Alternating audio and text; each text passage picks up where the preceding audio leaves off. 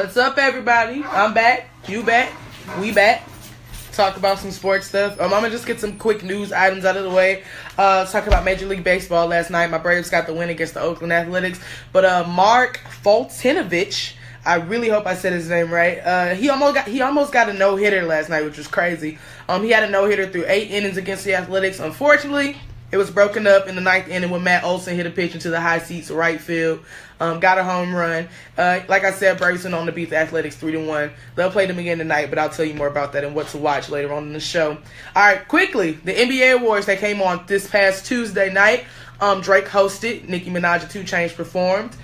Drake was a pretty good host. Not going to say much about, we're going to talk about the awards, the NBA part of it. But like I said, Drake was a pretty good host. Could have done without Nicki Minaj on stage. That's just me personally. People feel different ways about different artists. Whatever. All right, so Bill Russell got a Lifetime Achievement Award. Pretty funny moment with Bill Russell. I'm not sure if I could have played it online anyway because it's got a bit of graphic language. But so a lot of the greatest NBA big men to ever play, Hakeem Olajuwon, I believe Shaq was on stage. Just guys like that. They were on stage to give Bill Russell his Lifetime Achievement Award. Bill Russell turns around, looks at all 5 of them on stage, points them out individually, and tells them he would kick their butt. More colorful language, but we got to keep it listener friendly on the radio. But if you want to see that clip, it's on my Instagram, betweenthelinespod. Spell that in its entirety, Between the Lines Pod on Instagram. I'll keep you updated with graphics on what's going on in the league with free agency, funny videos I find within the league, and not even with just NBA, football, baseball, whatever is going on, I'm letting you know on Instagram and Twitter and Facebook. As far as more awards, Monty Williams received the inaugural Sager Strong Award, named for Craig Sager, the late sports reporter, one of the great sports reporters, lost him to cancer.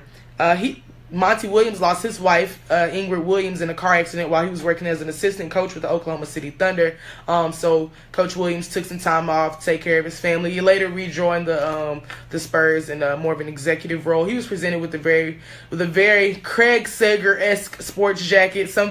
Actually, it was the jacket. It was styled after the jacket that Craig Sager wore at his last ESPYs award when he received an award. So Monty Williams, real stand-up guy, really deserved the award. Rookie of the Year was Malcolm Brogdon for the Minnesota Bucks, the Milwaukee Bucks, point guard for the Bucks. He got the only rookie triple-double of the 2016-2017 season, and he's the first Rookie of the Year to be drafted outside of the first round. He actually beat out Joel Embiid, who he's been in the league for 3 years, but this was considered his rookie season, his first time playing. That caused a bit of a stir, but congratulations to Malcolm Brogdon. A Coach of the Year went to Coach Mike D'Antoni. He led the Houston Rockets to a 55-27 regular season record, led them to a 3 seed in the Western Conference and a trip to the second round of the playoffs before falling to the San Antonio Spurs in 6 games. Defensive Player of the Year, we were going back and forth between Kawhi Leonard, Rudy Gobert, and Draymond Green. Draymond Green eventually pulled out the win. We all know that Draymond Green is just a defensive juggernaut. Great player on the defensive end, heart and soul of the Golden State Warriors.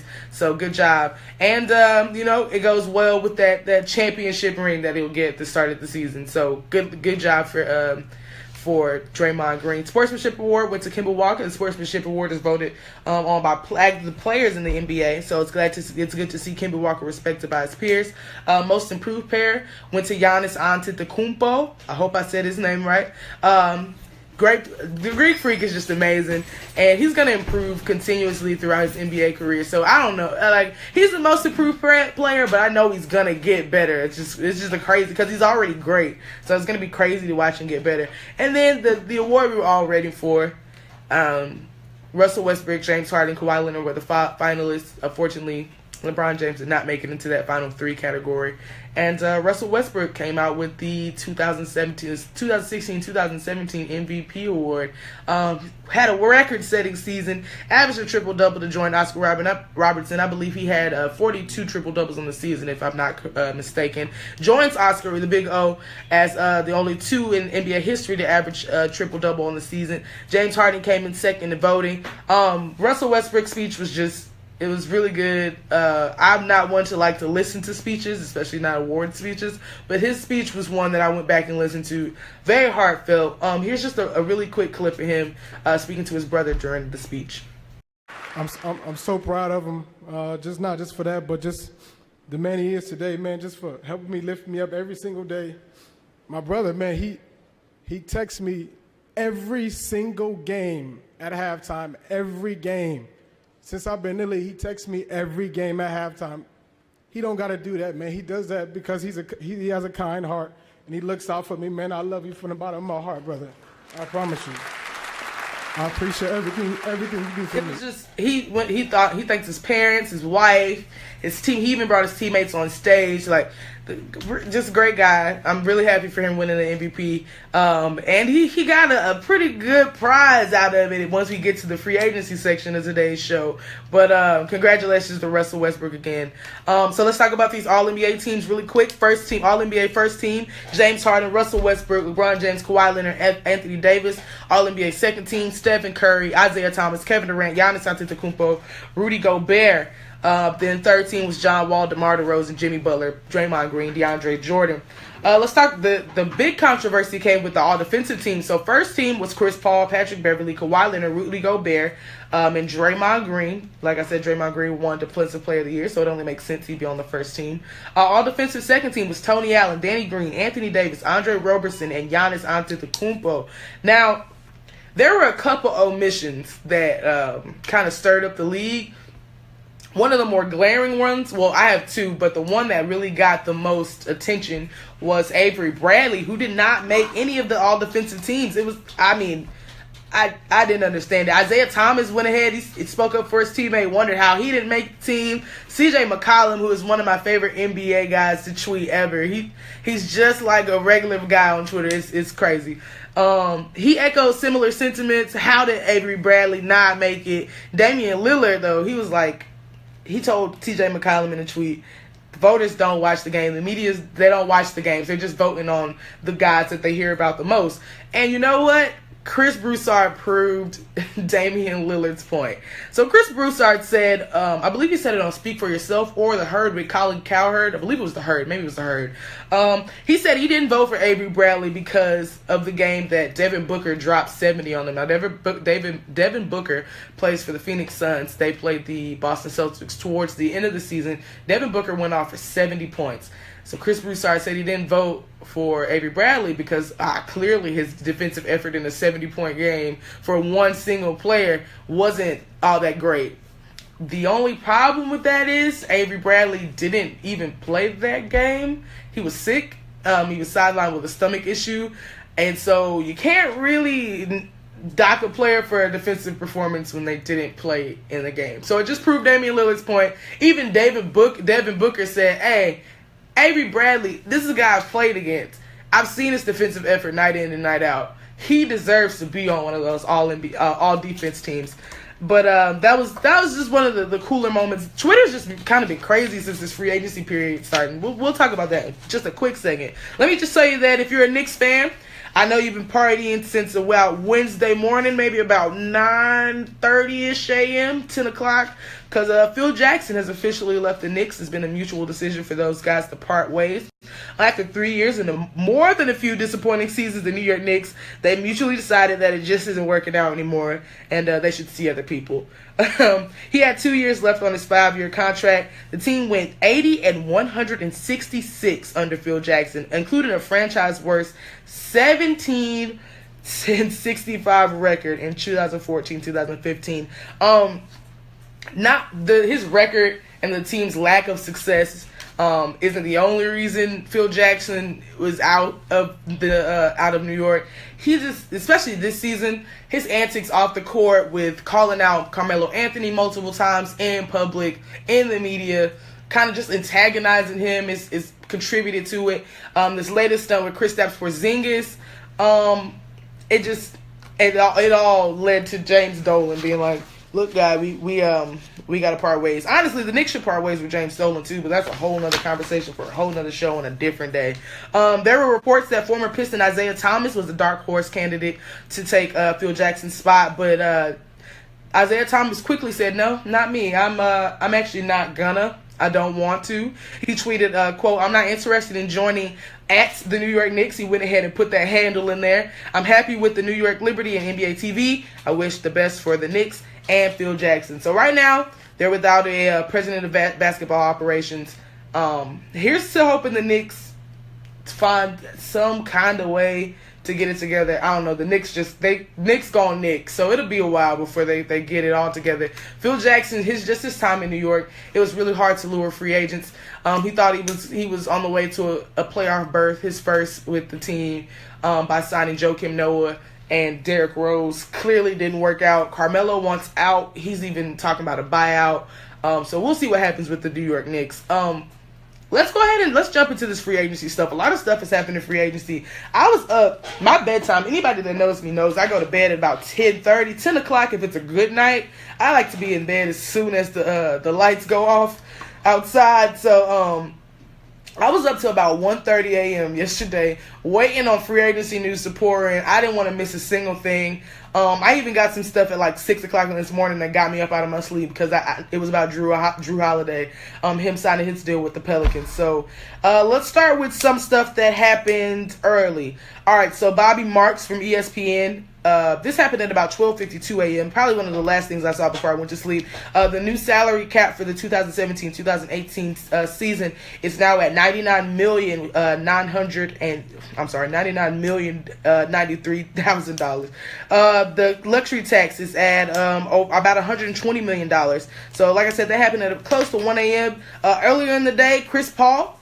Everybody knew that he was looking to get out of Los Angeles, and people weren't really sure if he'd take the contract that they offered him or if he'd look to get out. People were talking about him landing with the Spurs and all these other places. He actually landed with the Houston Rockets. The Clippers, they got Patrick Beverley, Lou Williams, Sam Decker, DeAndre Liggins, Darren Hilliard, Montrezl Harrell, Kyle Wiltjer, and a 2018 first-round pick, top 3 protected. And they got some cash in the amount of $661,000. And the Rockets, they got Chris Paul. So this was the most players ever traded for a single player in NBA history. That's according to ESPN.com. Now, there's been several reported reasons why Chris Paul decided to leave. One of the more glaring reasons was reported by ESPN's Michael Eve, saying that there was a rift that was starting to form between Doc Rivers and Chris Paul. So Chris Paul and several other players within the organization didn't like the way that Doc Rivers kind of handled Austin Rivers, his son, in comparison to the other players. They didn't feel like he was as hard on him. They didn't feel like he maybe worked as hard as everybody else. They felt like it was kind of unfair the way that Austin Rivers was treated within the organization. And the thing that was reported to kind of tip the bucket was that later towards the trade deadline, there was a proposed trade that would send Carmelo Anthony to the Los Angeles Clippers in exchange for six-man Jamal Crawford and Austin Rivers. They have to do that. Michael E. said they had something like 3 days to get back with the Knicks on the deal. Doc Rivers just kind of let it fall by the wayside. Then when he finally got around to it, the Knicks were like, no, it's off the table. Forget about it. We're not really interested in doing the deal. So that really infuriated Chris Paul, kind of led to Chris Paul leaving the organization. But even though they lost Chris Paul, they were able to keep Blake Griffin, which is, good for the Clippers. They wanted to keep him if possible, especially after losing Chris Paul. He was called Clipper royalty by Vice President of Basketball Operations Lawrence Frank. And he had some meetings that were reportedly scheduled with the Phoenix Suns. Him and the Boston Celtics, they could never quite get their scheduling right. But he was supposed to be with the Phoenix Suns today, scratched it all together, ended up signing a 5-year, $173 million deal with the Clippers, despite earlier reports that he would test the free agency market. So they lose Chris Paul. They get a whole bunch of players from the Rockets, some of which I don't expect to stay too long. And they're still working. They got DeAndre Jordan. I don't know if the Clippers are planning on if this is like a complete rebuilding project or if they're just kind of adding pieces one by one. We'll see what happens with the Clippers in the coming season. What else happened? Rajon Rondo was waived by the Chicago Bulls, as I said last week. Kind of expected that. His contract was worth $10 million, so I expected him to be waived. I also expect him to land somewhere soon. Ricky Rubio was traded to the Utah Jazz by the Timberwolves for a 2018 draft pick. Then some pretty blockbuster things. With Ricky Rubio gone from the Timberwolves, they were able to sign free agent Jeff Teague. He signed a 3-year, $57 million deal with the Wolves, according to Woj, who just started at ESPN. That came in at about 12:04 a.m. Sean Livingston, he re-signed with the Golden State Warriors. They agreed to 3 years, $24 million. That happened at about 12:15 a.m. The news was reported about 12:15 a.m. His contract is pretty much guaranteed for the first 2 years, so he'll get $8 million the first year, $8 million the second year. Then in the third year, it's partially guaranteed. He'll get somewhere around $2 million. This Steph Curry, he signed a 5-year, $201 million Supermax, making him one of the highest paid NBA players in history. It's just crazy that your basketball talent can get you that much money. I wish I could hoop. Jesus, I wish I could hoop. Some people that are still in play. Andre Iguodala, teams may be looking to divide and conquer the Warriors. Iggy plans to speak to some teams during the opening days of free agency. Today's the first official day of free agency. He's going to gauge his price around the league. They have the opportunity, the Warriors have the opportunity to give him more money, considering Kevin Durant, even though he hasn't signed yet, it's likely that he will re-sign with the Warriors. He's just said he's waiting for the Warriors to kind of finish the majority of their offseason business before he re-signs. But they have the opportunity and the ability to pay Andre Iguodala more. He just wants to know, what am I going for around the league? Am I worth $20 million? If I am, then I'm expecting you to match that. It's a pride thing. It's a respect thing. I know I'm important to your organization. I was the Finals MVP in 2015. I scored 20 in a closeout game this season. You can pay me. You will pay me, or I'm out. And so we'll see what happens with that. Insiders say he'll be back in the Bay more than likely if the numbers are close, though. Gordon Hayward from the Utah Jazz, he has a meeting with Boston, Miami, and Utah. They're emerging as front runners for his new landing spot. The Boston Celtics are particularly interesting, though, because of his connection to head coach Brad Stevens' coach Gordon Hayward when he was at Butler in college. But the most explosive news, regardless of the Chris Paul trade, the $201 million Supermax from Steph, Blake staying in LA, Jeff Teague, nothing compared to the news breaking of Paul George signing with the Oklahoma City Thunder on Friday. No one expected it. Ramona Shelburne, she dropped the bomb. I didn't expect it. I think the Cavaliers were looking like a front runner at first. We have been hearing their names back and forth, tossed in the mix. They wanted to give up, the Indiana Pacers wanted to give up Paul George. Nobody wanted to take Kevin Love, unfortunately. That deal fell through. He ends up in Oklahoma City. Of course, it's on a rental basis, quote-unquote rental basis. He'll only be there. He's only there for a season, for right now at least. If things go well for him and Russ out there, they could stick together longer. And this is just my opinion, this isn't anything I've heard from an insider or watched on TV. I fully believe that Paul George really wanted to get out in Indiana, and he wanted to do it quick. So he did what he had to do to get out. Ended up in Oklahoma City. It gets him closer to LA. He's closer to being where he wants to be. Now, some people think he has some time to talk Russell Westbrook into maybe leaving Oklahoma City. Russell Westbrook's gonna be offered a Supermax deal as well, a deal worth over $200 million, right on par with Steph Curry. But if Russ decides to decline, we could see him on the trading block. Now, a similar thing happened with Oklahoma City last season. We know what happened with Kevin Durant. He was offered a contract extension. He decided, no, I'm going to test free agency. The rest is history. He's in the Warriors uniform. He's winning Finals MVP. He's got a ring now. The Thunder do not want that to happen again. They don't want their free agent, their superstar, to leave in free agency, and they don't get a single thing for him. So if Russell Westbrook decides not to sign this contract extension, and he goes into free, because the last year of his contract is a player option, we could see Russell Westbrook on the trading block. They can't stand to lose another superstar and not get anything back. Free agency is not over. Drew Holiday just signed a pretty good deal with the New Orleans Pelicans. Like I said, the point guard market is There's more point guards than there are jobs, so we'll see what happens with that. I'm excited. And guess what? This isn't even the greatest part. We still have next season's off season. Let me go back to Chris Paul really quick. So Jamel Hill, Michael Smith, and Michael Eaves, they sat down. They talked about Chris Paul. Let me just tell you, just listen to how smart of a player and a businessman this guy Chris Paul is. He opts into his final year of the contract, even though he's going to Houston.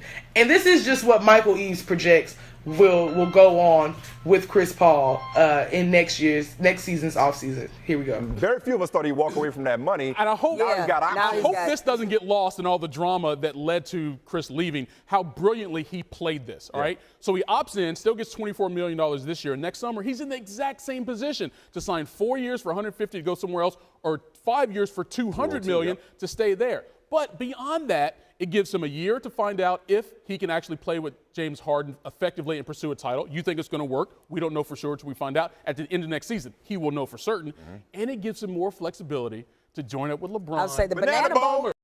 Guys, I mean, are you following that? Chris Paul opts into his contract. He gets $24 million. He's in the position that he was in this offseason. He can do it again. If he likes the way him and James Harden play, which, okay, let's address the elephant in the room. They both get regarded as people who can't close in big situations. I'll let you have it with James Harden, but you're not about to play Chris Paul like he don't show up big for his guys.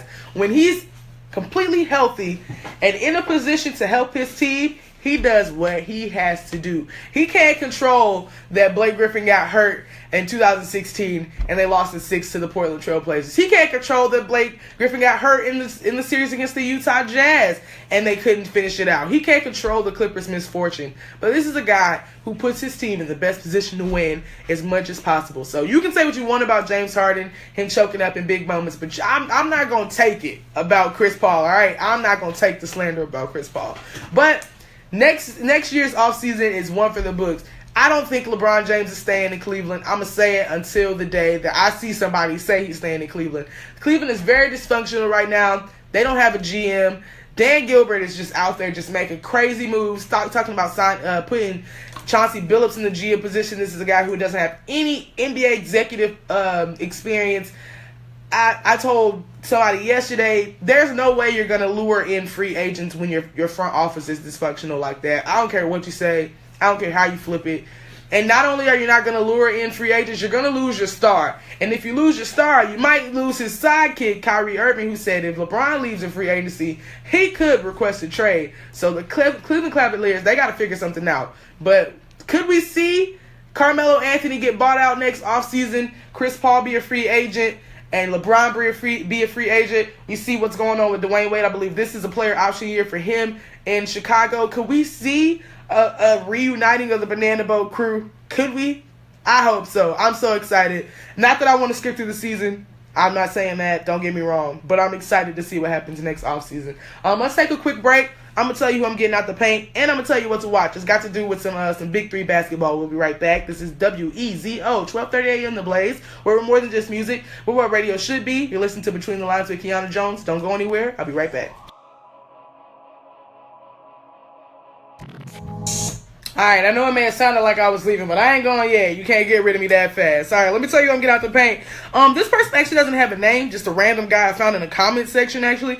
So, Jimmy Butler, he told some critics in his first press conference as a member of the Timberwolves organization, he gave out his number and told critics to call him if he had a problem. So, I was gonna just report this story on today's show, but God said, hey, look in the comment section, just real quick. So, I scroll down, and the first comment I come across comes from somebody named Ron Roberts, who they imagine an entire scenario that details what would happen after they called Jimmy Butler.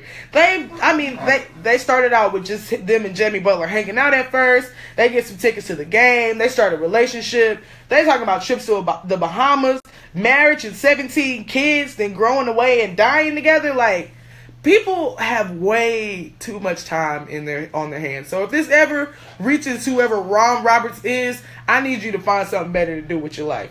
All right, let me tell you what to watch really quick. The Braves and the Athletics, they're going to be playing in Oakland. Coverage on Fox Sports 1 starts at Fox Sports South starts at 4 o'clock p.m. Then there's some Big 3 basketball. Now, this is what happens with Big 3 basketball. They play on Sunday. It re-airs on Monday on Fox Sports 1.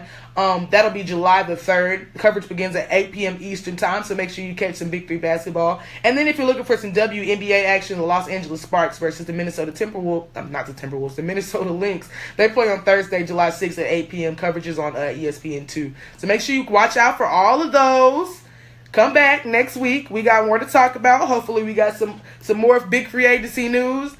This is Between the Lines on WEZO, 1230 a.m. The Blaze. You were here with Kiana Jones. Make sure you catch me live. You can follow me on Twitter. That's in the live section at BTW in the Lines Pod. You can follow me on Instagram at Between the Lines Pod. You can follow my YouTube account. Anything you want to do to hear what I'm talking about, I'm here for you. I'll see you next week. You have a good weekend and a good 4th of July. Stay safe. Bye.